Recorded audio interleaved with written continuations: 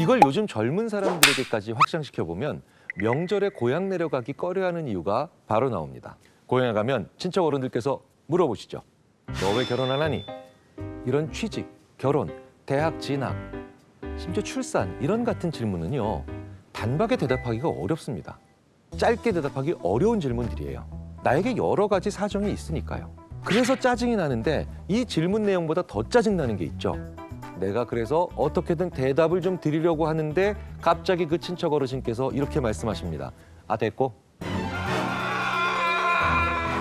이거 정말 열불 터지는 일입니다. 충분한 시간을 줘야 대답을 할 거 아니에요.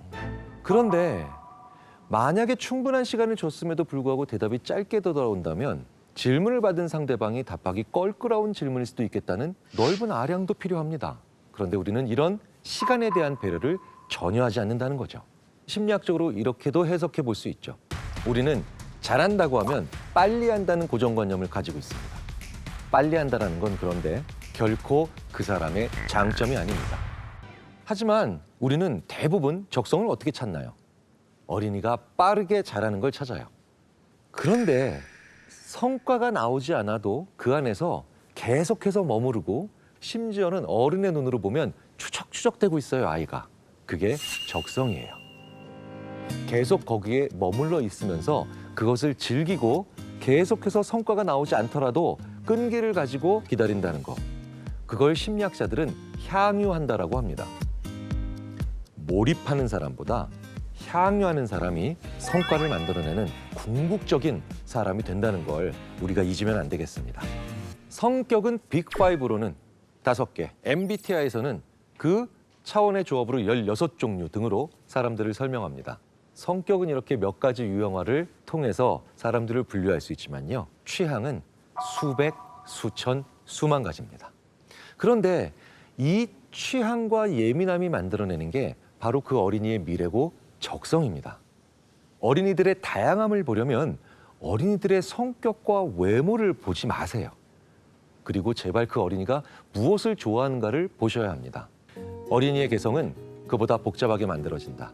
어린이는 부모로부터 받은 것과 스스로 구한 것, 타고난 것과 나중에 얻은 것, 인식했거나 모르고 지나간 경험이 뒤섞인 존재다. 어른이 그렇듯이. 여기서 김소영 작가께서 개성이라고 말씀하시는 건 어린이들의 취향을 보신 거예요. 즉, 어린이가 무엇을 좋아하는가에 소소하고 쫀쫀하게 들여다볼 수 있는 분이죠. 뭘 좋아하는가를 보니 어린이들이 각기 다르게 보이고 그들이 서로 다양하게 다른 건 너무나도 당연하다는 거예요. 제가 이 김소영 작가를 대단하고 그리고 정말 안목이 있는 분이라고 보는 게 애들이 그렇지 뭐 이런 식의 얘기가 이 책에 단 한 번도 안 나온다는 겁니다. 어떤 안목을 가지고 얼마나 어린이들을 인격적으로 볼 수 있는 분인가를 느낄 수 있었죠. 이 책의 저자처럼 어린이들과 인격적으로 소통하고 어린이들과 존중감을 가지고 소통하시는 분들의 책 혹은 강연을 보면 항상 공통적으로 느끼는 게 있습니다. 우리 어른들의 실상을 훨씬 더 잘 보고 정확히 꿰뚫어 볼 수 있는 그런 장점을 가질 수 있다는 거죠.